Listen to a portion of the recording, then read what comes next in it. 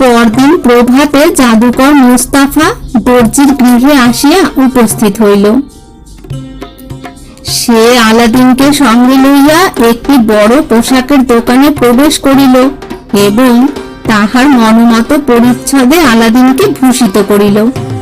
Aladdin তাহার কাকা সাহেবের সহৃদয়তা ও দয়ায় একেবারে মুগ্ধ হইয়া পড়িল। পরিচ্ছদ ভূষিত আলাদিনকে লইয়া জাদুকর বাজারে উপস্থিত হইল এবং বড় বড় সওদাগরের দোকান দেখাইয়া বলিল, বাবা, তুমি অতি অল্প দিনের মধ্যেই এই সকল বড় বড় সওদাগরদিগের মতো ধনবান হইয়া উঠিবে। তুমি সর্বদা এই স্থানে আসিয়া এই সকল সওদাগরের সঙ্গে আলাপ করিবে। বাজার ঘুরিয়া জাদুকর প্রফুল্ল চিত্তে আলাদিনের সহিত নানা বিষয়ে গল্প করিতে করিতে তাহাকে লইয়া এক খায়ের বাড়ি উপস্থিত হইল। এখানে জাদুকর বাসা লইয়াছিল। এখানে কয়েকজন সওদাগর বাস করিত। জাদুকর আলাদিনকে তাহাদের সহিত পরিচিত করিয়া দিল। পান ভোজনেরও আয়োজন ছিল। সকলে মহানন্দে আহারাদিতে প্রবৃত্ত হইল। আহারাদি শেষ হইলে আলাদিন তাহার কাকা সাহেবের নিকট বিদায় প্রার্থনা করিল। জাদুকর আলাদিনকে একাকী ছাড়িতে সম্মত হইল না, স্বয়ং তাহার সঙ্গে চলিল এবং তাহার মাতার নিকট উপস্থিত করিল। আলাদিনের জননী পুত্রের উৎকৃষ্ট পরিচ্ছদ দেখিয়া মুগ্ধ হইল এবং জাদুকরকে অসংখ্য ধন্যবাদ প্রদান করিল। জাদুকর বলিল, ধন্যবাদের আবশ্যক নাই, ইহা আমার কর্তব্য। আমার মৃত ভ্রাতার প্রতি আমার কৃতজ্ঞতা প্রকাশ করিবার এই একমাত্র উপায় আছে। ইহাতে উদাসীন হইলে আমার অধর্ম হইবে। আলাদিন একাল পর্যন্ত কেবল কতগুলি দুষ্ট বালকের সঙ্গে মিশিয়া আসিয়াছে। আলাদিন ছেলে মন্দ নহে। আমি যাহা বলি তাহাতেই তো মনোযোগী হয় দেখিতেছি।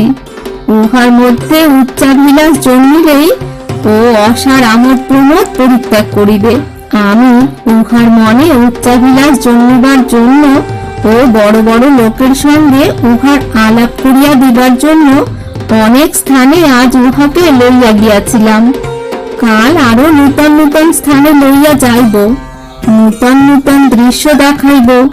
উহার মনটা প্রথমে এইভাবে পরিবর্তিত করিতে হইবে, উহাকে এইভাবে ক্রমে মানুষ করিতে হইবে। আলাদিন পোশাক পাইয়া ও অনেক নূতন স্থান ঘুরিয়া বিশেষ সন্তুষ্ট হইয়াছিল। পরদিন আবার নূতন নূতন স্থান ও নব নব দৃশ্য দেখিবার আশায় তাহার হৃদয় পুলকিত হইয়া উঠিল। পরদিন প্রত্যুষে আলাদিন শয্যা ত্যাগ করিয়া নূতন পোশাকে সজ্জিত হইল এবং তাহার কাকার আশায় পথের দিকে চাহিয়া রহিল।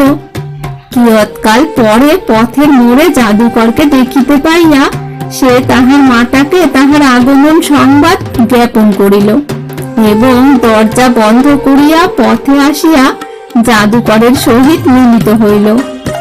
জাদুকর আলাদিনের সহিত অত্যন্ত স্নেহপূর্ণ ব্যবহার করিতে লাগিল। কত নূতন নূতন পথ পল্লী উপবন ঘুরিয়া জাদুকর অবশেষে একটি বিস্তীর্ণ প্রমোদ কাননে প্রবেশ করিল।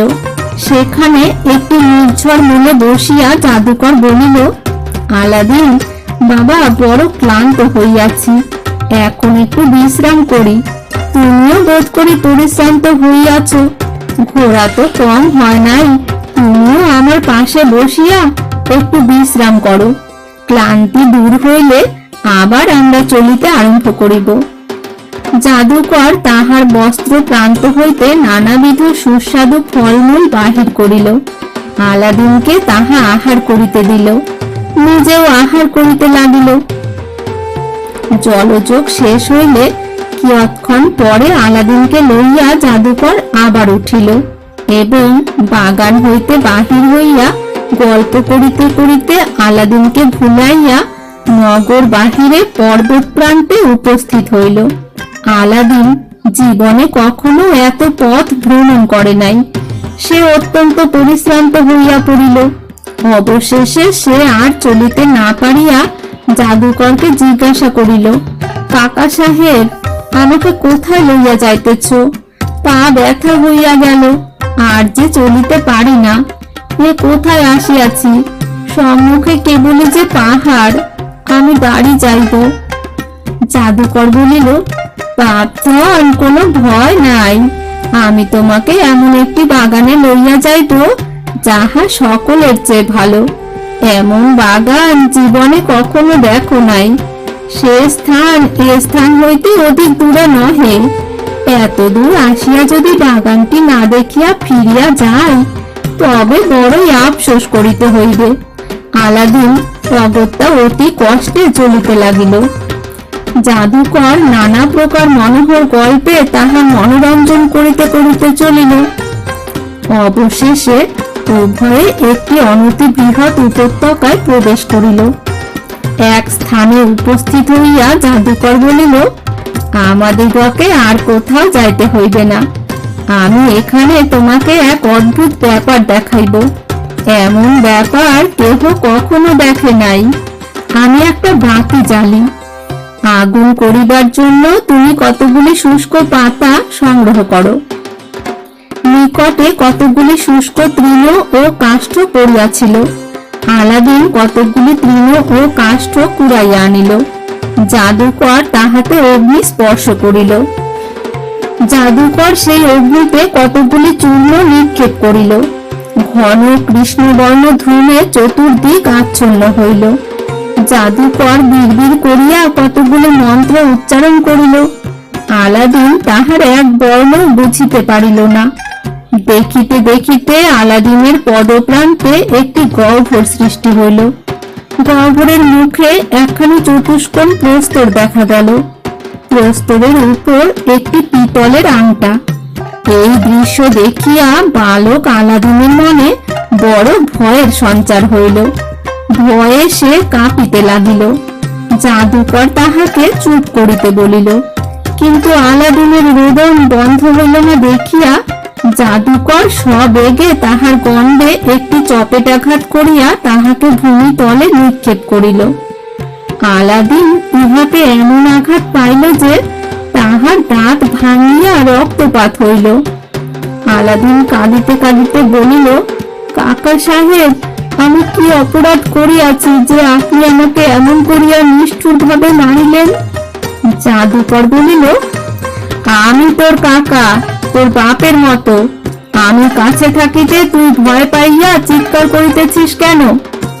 এখন আমি যাহা বলি কর, তোর কোনো ভয় নাই। আমার কথা শুনিলে আমি তোকে বড়লোক করিয়া দিব। জাদুকরের কথা শুনিয়া আলাদিনের ভয় অনেক পরিমাণে দূর হইল। জাদুকর বলিল, এই পাথরখানার নিচে একটি বহুমূল্য দ্রব্য লুকানো আছে। সেটি তুই যদি তুলিয়া আনিতে পারিস, তাহা হইলে তাহার দ্বারা এই পৃথিবীর মধ্যে সকলের অপেক্ষা বড়লোক হইতে পারিবি। এই পাথর সরাইয়া সেই দ্রব্য উদ্ধার করার সাধ্য তোর ভিন্ন আর কাহারও নাই। এমনকি আমিও ইচ্ছা করিলে ইহা নিজে তুলিয়া লইতে পারি না। আমি যাহা যাহা বলি তাহাই করিতে হইবে। তাহাতে তোর এবং আমার উভয়েরই ভালো হইবে।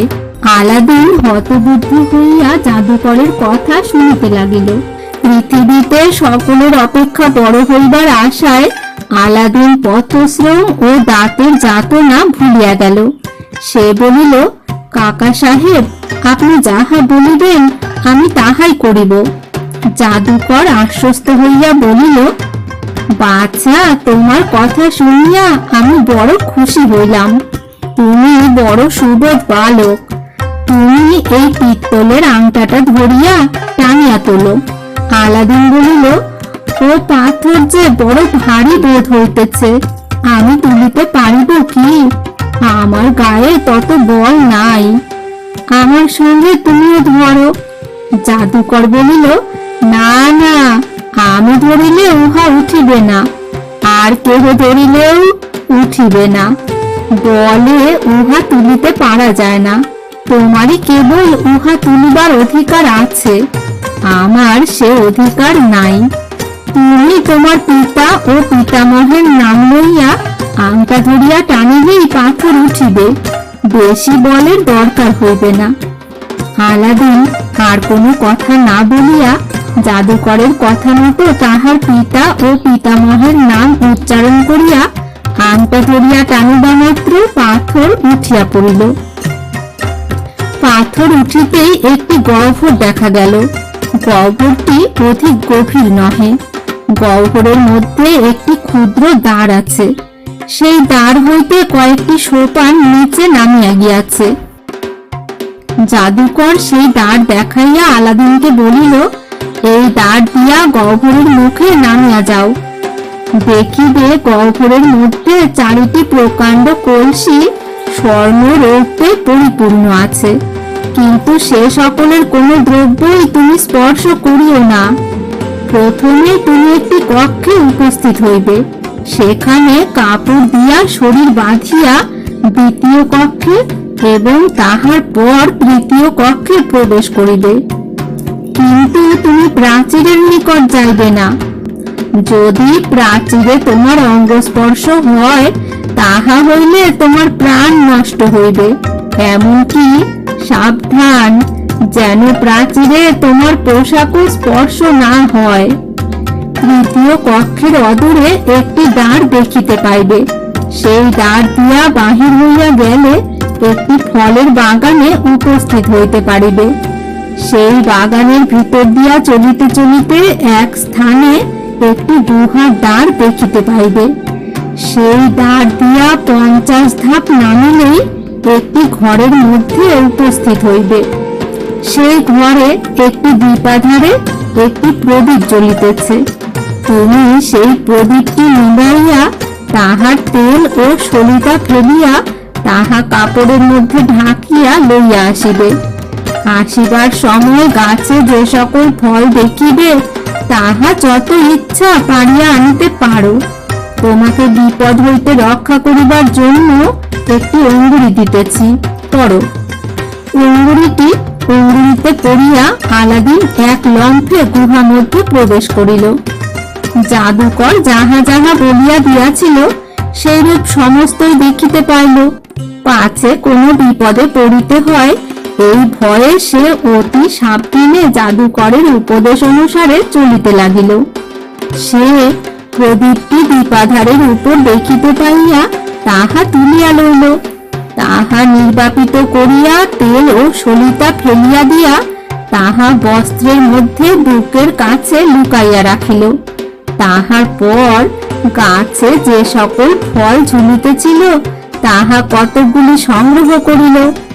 এই সকল ফল সাধারণ ফল নহে, ইহার কোনোটা লাল, কোনোটা পীত, কোনোটা লোহিত, কোনোটা বা উজ্জ্বল স্ফটিকের মতো। এক একটি ফল এক একটি হীরা, চুনি, পান্না, মুক্তা প্রভৃতি। আলাদিন যত পারিল ফল ছিঁড়িয়া কাপড়ে বাঁধিল। তারপর সাবধানে গুহার দ্বারে আসিয়া দেখিল তাহার কাকা সাহেব অতি অসহিষ্ণু ভাবে তাহার প্রতীক্ষা করিতেছে। আলাদিন বলিল, কাকা সাহেব, আমাকে টানিয়া তুলুন, আমি উঠিতে পারিব না। জাদুকর প্রদীপটা গ্রহণের জন্য হস্ত প্রসারিত করিয়া বলিল, আগে প্রদীপটা আমার হাতে দাও, পরে তুলিতেছি। আলাদিন ফল দ্বারা প্রচুর পূর্ণ করিয়া ফেলিয়াছিল। প্রদীপ বাহির করিবার সুবিধা ছিল না, তাই বলিল, আগে তুলুন, পরে প্রদীপ দিব। জাদুকর বলিল, আগে প্রদীপ দাও, পরে তুলিতেছি। প্রদীপ না দিলে তুলিব না। আলাদিনেরও জেদ বাড়িয়া গেল। সে বলিল, আমাকে না তুলিলে কখনোই প্রদীপ দিব না। দিবিনে বটে, তবে মর হতভাগা। বলিয়া জাদুকর ভয়ঙ্কর রাগ করিয়া গুহার দ্বারের অগ্নিতে কিছু চূর্ণ নিক্ষেপ করিয়া কি মন্ত্র উচ্চারণ করিল। দেখিতে দেখিতে গুহার দ্বার রুদ্ধ হইয়া গেল। উপরে গুহার চিহ্ন মাত্র রহিল না।